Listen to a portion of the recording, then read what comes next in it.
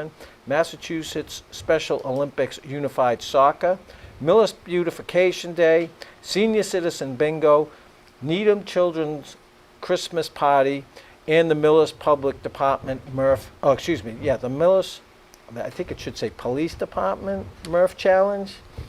Millis Police Department Murph Challenge. Last year, she was recognized with the St. Lawrence Book Award, which honors students who have distinguished themselves in their commitment to community service.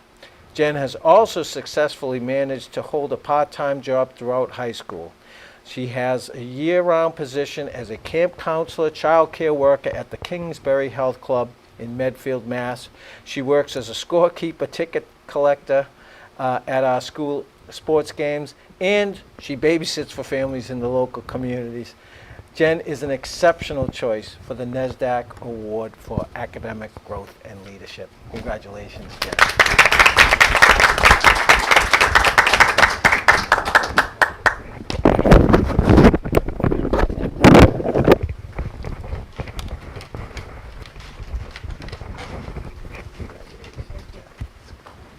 Okay, now picture time. Julianne, are you good with that? The trading duties. All right. Okay, so we can get here with the committee. Oh, do you want to? Okay. Do you want to do two you first, and then we'll come in? You do that. Okay. We do that every night.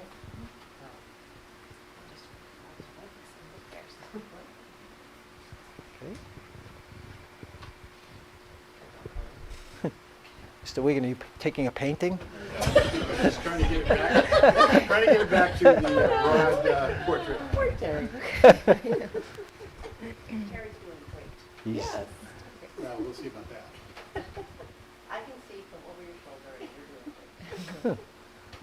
Julianne's on the job too. I trust her more than I trust me.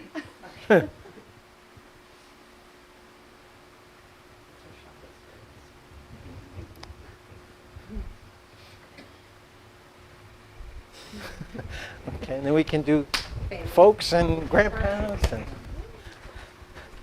congratulations. Great.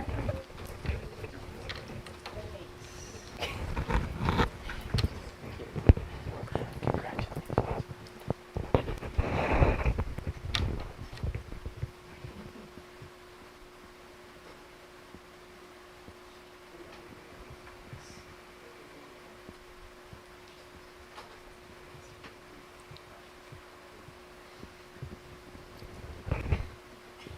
All right. And now the one that we'll keep. Oh my gosh. Where's Terry? Come on.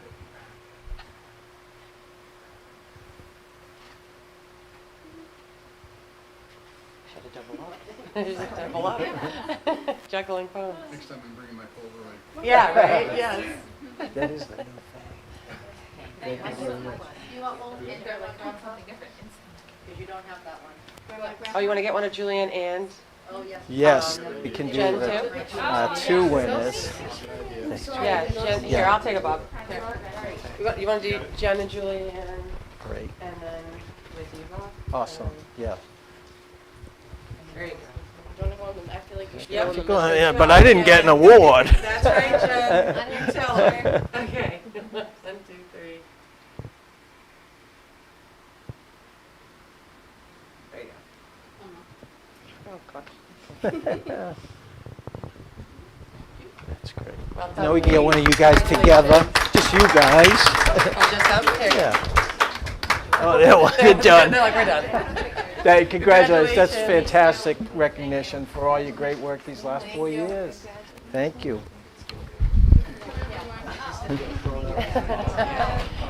Congratulations. Yeah, you don't have to hang around. You can go take her out for an ice cream. We're talking about. Nice to meet you. Nice to meet you. Congratulations. Oh, that's good. We have Congratulations. Henry to do the report. Oh, bye.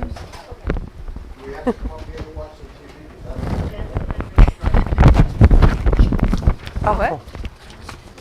Oh, she is? Oh.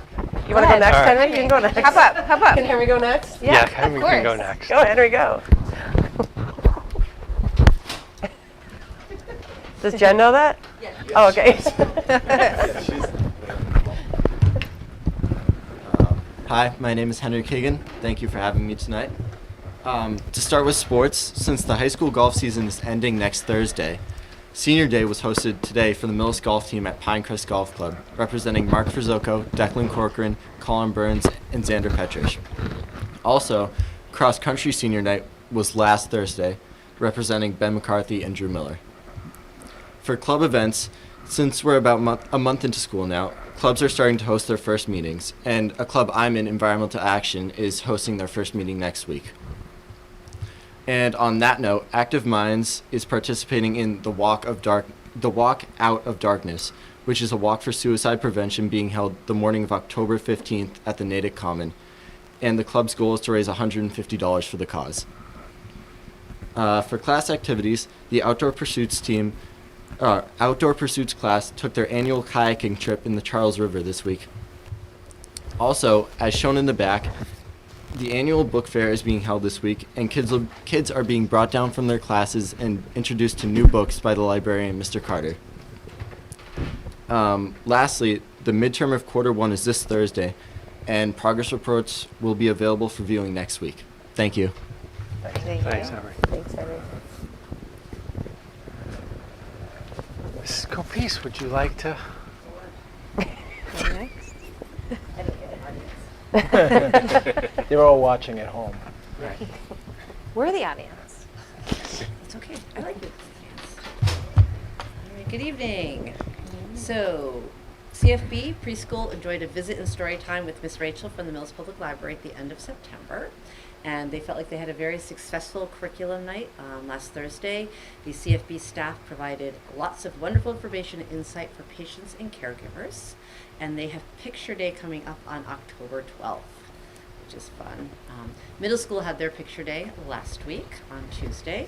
And again, we've got the great book fair going on. It's been fun to watch the students coming in and out, because of course I'm right across the hallway with like their fun goods that they have found. And I'm happy to report it's not just product, they're actually bringing books out too. So as a teacher, that's kind of gratifying. The 7th graders had a great field trip to the North Attleboro YMCA for team building and outdoor activities. And last Friday, there was a visitor for the 8th grade from the administrator from Tri-County, sharing information about the programming that is there, and to remind them that there's an open house on November 4th.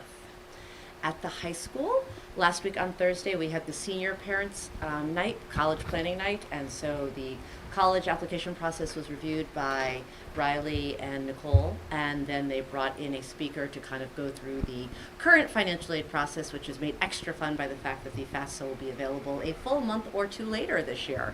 Yay! That was the exciting news that came out of there. Tomorrow, sorry, not tomorrow. Tomorrow. Well, I got a different date of thing. This is from Miss Mannion. So this week, TV students Kayla Dulac, David Cran, and Orrin Flint, along with family members and Miss Mannion, will be attending the Mass Dots Moving Together Conference at the Sheraton Boston Hotel. The Safe Streets Smart Trips High School Video Contest, say that 4 times fast, aims to raise awareness of the safe transportation behaviors. The contest allows high school youth to lead by example in showcasing these behaviors in video. The Safe Street Smarts Trips is part of the State Highway Safe Plan Bike Pedestrian Safety Initiative. David Cran is in the top 3 videos for freshman-sophomore category. Kayla Dulac and Orrin Flint are in the top 3 for junior senior prizes. The grand prize is a $600 Amazon gift card, and last year Kayla actually was the grand prize winner, so we're hoping for a repeat. That'll be fun. In other exciting high school news, the seniors are working on their senior project proposals, and they'll be coming before the senior project committee next week to pitch their ideas and get feedback. Let's see, headed over to TIES. The school year is off to a busy start at TIES. They currently have 4 students working in paid positions out in the community, and 2 of those students are approaching their 2-year mark in their jobs, which is super exciting. Their open house was held on will be held on Monday, October 16th from 4 to 5:30. It's open to current students as well as families and students that are looking to potentially joining the transition program. They've been planning weekly field trips, and thanks to the community partners who have made it possible, they've been to the Fairmont Fruit Farm in Franklin, Ryan Family Amusements right here in Millis, and the American Heritage Museum in Hudson, which if you haven't been is fabulous, and I highly recommend you go. They don't pay me, it's just a really great museum. And recently the students in ties collaborated with the Millis Fire Department and the Senior Center to assist with the barbecue at the Senior Center, which was fun for everyone. Across the district, we're having a professional day on this Friday. So we're going to be working as a full district on Friday morning, which is nice to do the pre-K through 12 collaboration on culturally responsive teaching. And then we'll be building based in the afternoon. The CFB will be continuing their work with Wit and Wisdom, and the middle school and the high school will be working in their PLCs on moving forward with their curricular projects. We've got the Merit Haunted Hayride coming up on Saturday, October 14th. And if school committee wants to do a scare station, I'm sure they would love to have you. Aren't we scary enough? You can just stand there. This doesn't count. Read agendas. Agendas. dress up. Stand there, Sure, no stand agendas. there. Just stand Yeah, there. we can. I think it's lovely here each week. I know it happens in the executive sessions, but in the part I come to is very, very pleasant. And a save the date for the social media sleep and overall well-being presentation, which is going to happen on Monday, October 23rd, which I would be remiss if I didn't also add in that is National Mole Day. For you chemists in the group. We'll talk more about that next time on the 17th. I'll share with you. But that'll be on Monday, October 23rd in the high school auditorium. Any questions for me about what's going on? Or no? Seems that Mr. Catalano, there's no questions. Someone's going to stop me. We're one gonna of these days. we're gonna need some good mole anecdotes. We'll have to Next invite time. him for that night so he can hear Maybe all just- about Maybe he can National phone in from. There you go. Phone a friend. Phone a friend. Well, enjoy the rest of your meeting. Have a good night. Thank you so Thanks. much. Good night. All right. Next, in action items, consideration to approve the September 19th minutes. Mr. Chair, Ms. Briggs, I make a motion to approve the September 19th, 2023 school committee meeting minutes. Second? been moved and seconded. All those in favor? Aye. Aye. Motion carries. Next, we have consideration to approve an increase of a CFB para position from .4 to 1.0 for a student who is going full-time in kindergarten this year. Last year they were preschool. They're going, and it's full-time, full-day kindergarten this year. Mr. Mullane. Yeah, and so this is, again, the student has a one-to-one paraprofessional, and preschool only meets 10 hours a week, so the position now would be a 31.5 hour position to service the needs of this student who's now in kindergarten. We had the funding source would be tuition that we budgeted for a student who we budgeted for that student to have a fifth year of high school. That student has recently earned and received a diploma, so that tuition that we budgeted for comes off the books, and that should cover the difference. And the .4 portion of the salary that we had last year, that was created last year, was from a grant. So, question, so part of this is, there was, because my initial question was, was this not part of the budget process, given that they were in preschool last year and we knew they were going to kindergarten? So is there... Yeah, that's something that, as we look at the budget, it's something that we need to look at. The tough thing with preschool is sometimes kids are in there for 2 years, sometimes they're in there 1 year, depending on early intervention. So this student was coming to kindergarten, and we didn't know if this student would be going half-time or full-time when we were doing the budget. I think in the future maybe we identify a case like this and budget a full time, and so that we're, prepared for that. Yeah, because if not, again, Yeah. and this is more just the world we're living in right now. If not for this student going, we very likely are having a conversation of what is being What are we reduced pulling out? Yep. to make, because that's where we're going to be. So I think going into the budget cycle for next year, we need to hedge that. If we don't know, we need to assume and plan for the most costly scenario. It's always easier to not incur the cost and find something else that we thought we weren't going to be able to do to do it than to be sitting here having to talk about mid-year cuts of staff and programs because we hoped for the best. Right. Yeah. All right. Mr. Chair, Ms. Gibbons.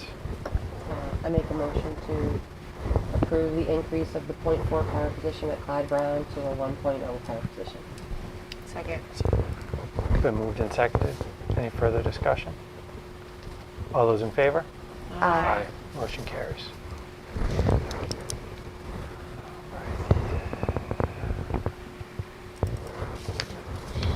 Next, we have consideration to approve the settlement agreement negotiated in a class action suit against the vaping company Altria. Mr. Mullane. Yeah, and this, we mentioned, we just got notification of this just before our last school committee meeting. So the class action suit against Juul and other vaping companies that we signed on to last year, Altria was the last defendant to settle.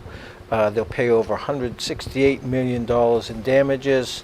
If the committee approves of the settlement agreement, then Millis would receive $2,524 as a result of the settlement. This would be in addition to the $8,250 settlement from Juul that we approved last year, making a total of $10,774 coming our way. The settlement proceeds are intended to be used for compensatory restitution or remediation, and those are broad terms, not specifically outlined in the settlement. This gives us the flexibility to use these proceeds to address the problem of youth vaping and nicotine addiction.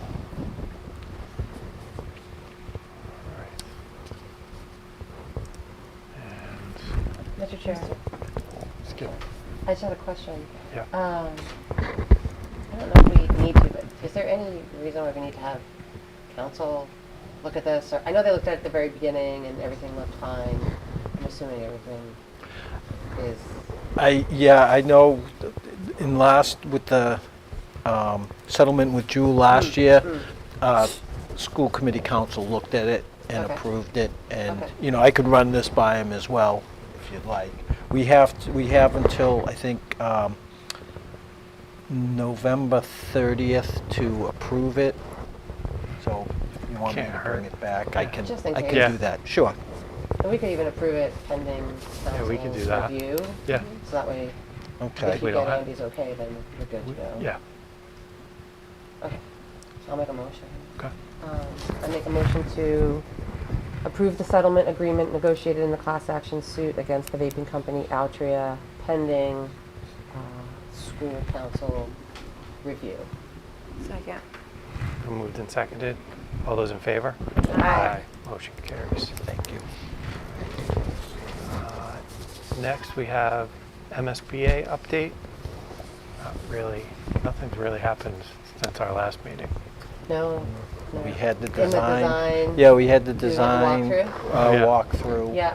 I think we had representatives from 12 firms Oh, that's good. walking through and getting a tour of the building and the grounds.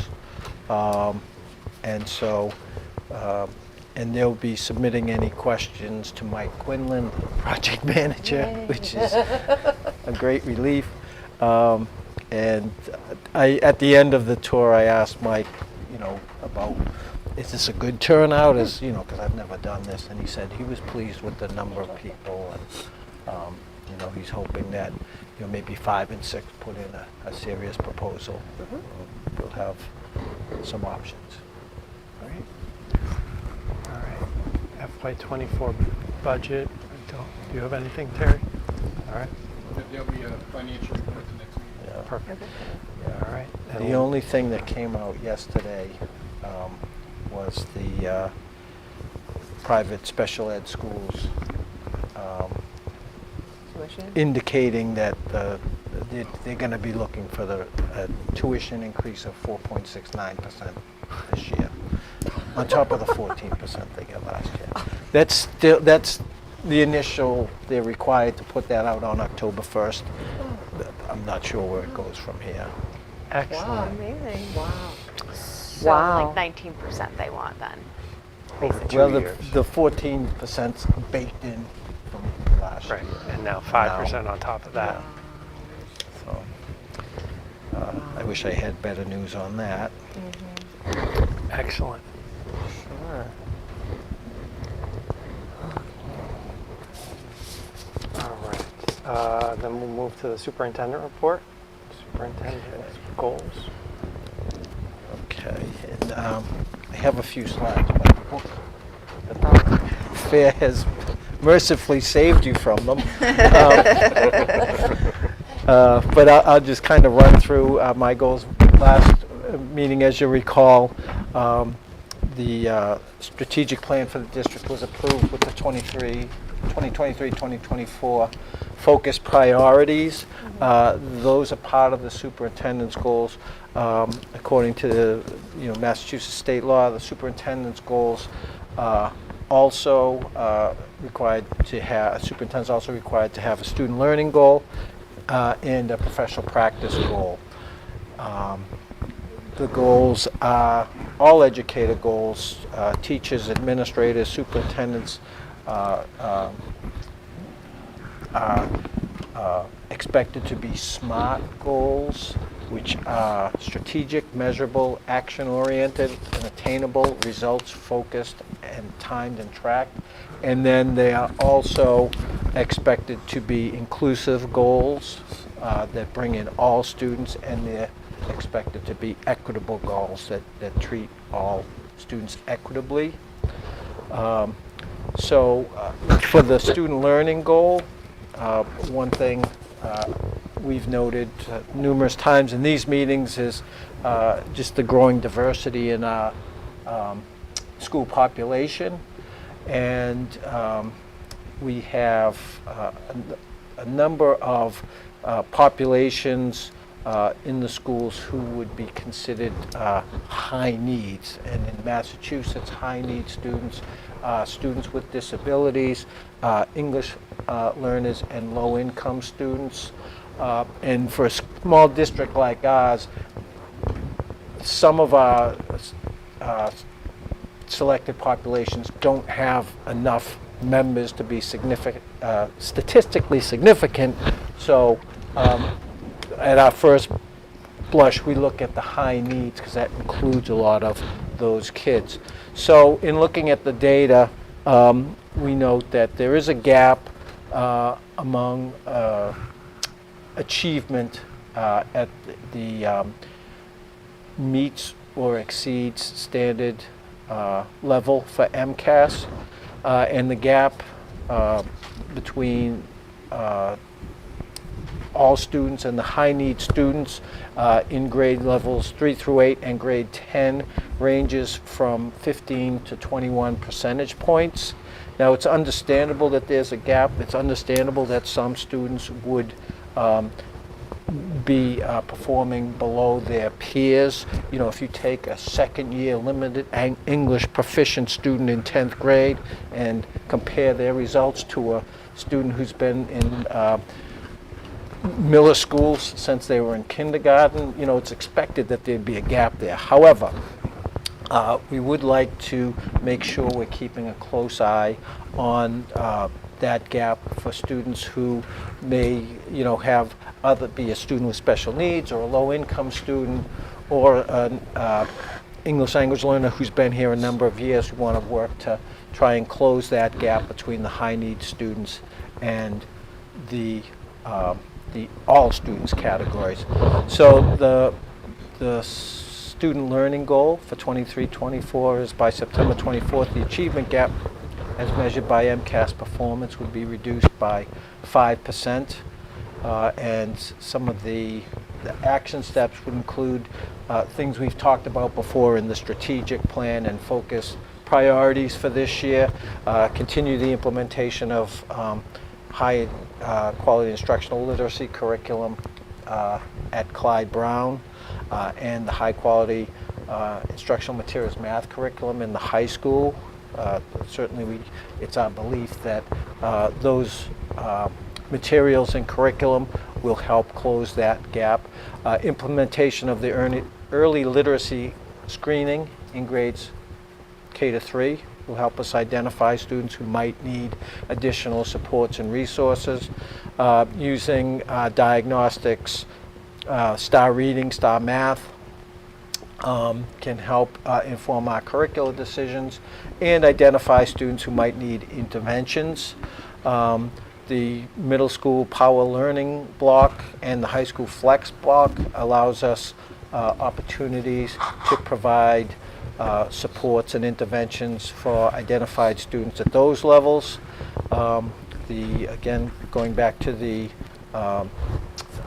co-teaching grant, we're looking to expand our inclusion model to increase services and supports within the general education classroom. So, it's our hope that more inclusion of students with special needs and English learners will help close that gap. The DESC has an early warning indicator system that we will utilize that data to identify kids who may need extra supports.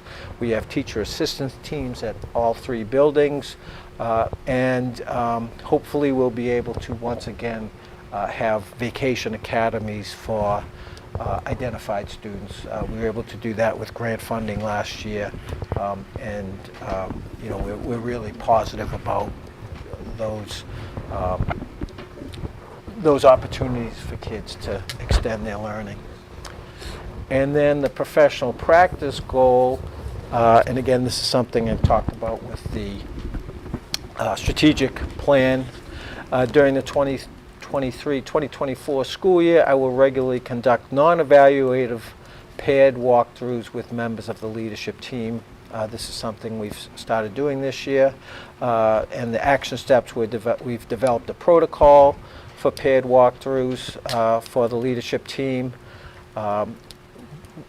As part of that protocol, we'll conduct walkthroughs with a different leadership team member every 2 weeks. We'll collect evidence of student understanding, the objective of lessons, student engagement in lessons, and real-world connections evidence in lessons. And we'll utilize these walkthroughs as a basis for administrators to talk about teaching and learning and kind of calibrate our understanding of what effective teaching and learning is. We believe that our visibility in the classroom will raise the bar of what we're doing in our classrooms and continue to focus on it. We believe the research indicates that the classroom teacher has the most profound impact on the academic growth of a student in a school year. So what happens in our classrooms is the most important work in our district. And then the district improvement goals, the goals that I discussed last week in our strategic plan. Ensure rigorous and relevant learning for all students, foster outstanding professional practice, provide a healthy and supportive school environment, and maximize resources and our physical plan.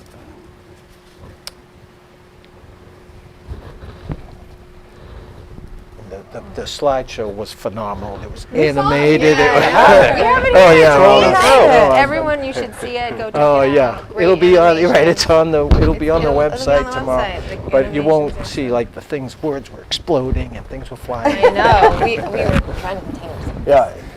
We did our best.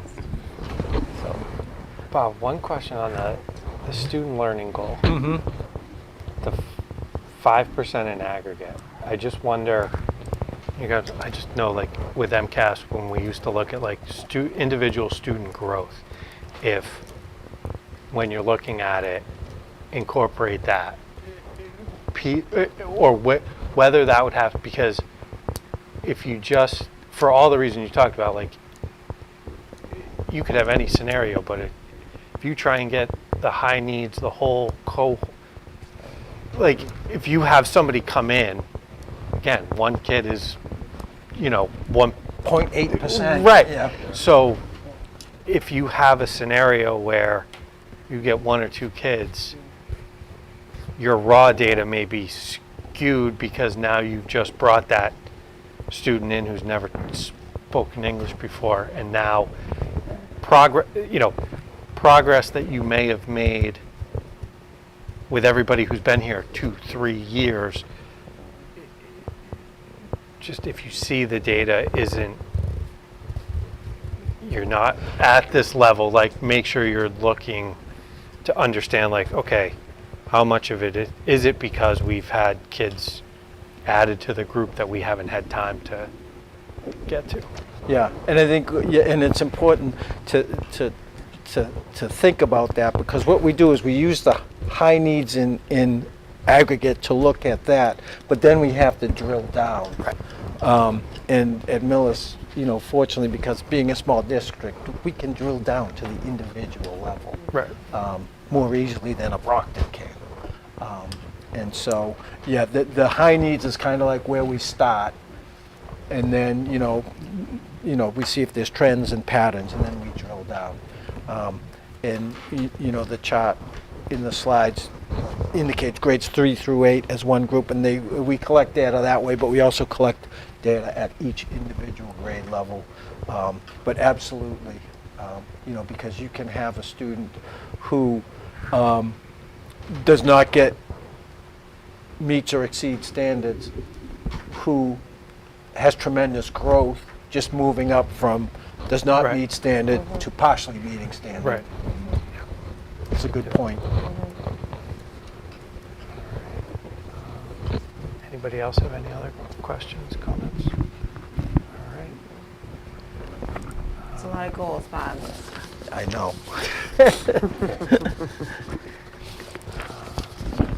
All right. Then I think it's good. We have no correspondence, announcements, all the new business. We do have executive session. So I would take a motion for executive session. Mr. Chair, Ms. Briggs. I make a motion to go into executive session for contract negotiation for union non-personnel, not to come back to open session. Second. Been moved and seconded. It's a roll call vote. Denise? Aye. Robin? Aye. I'm an aye. Shayna? Aye. And Sean? Aye. All right. Thank you all very much. We will meet again on October 17th. I don't think I'll be here for that.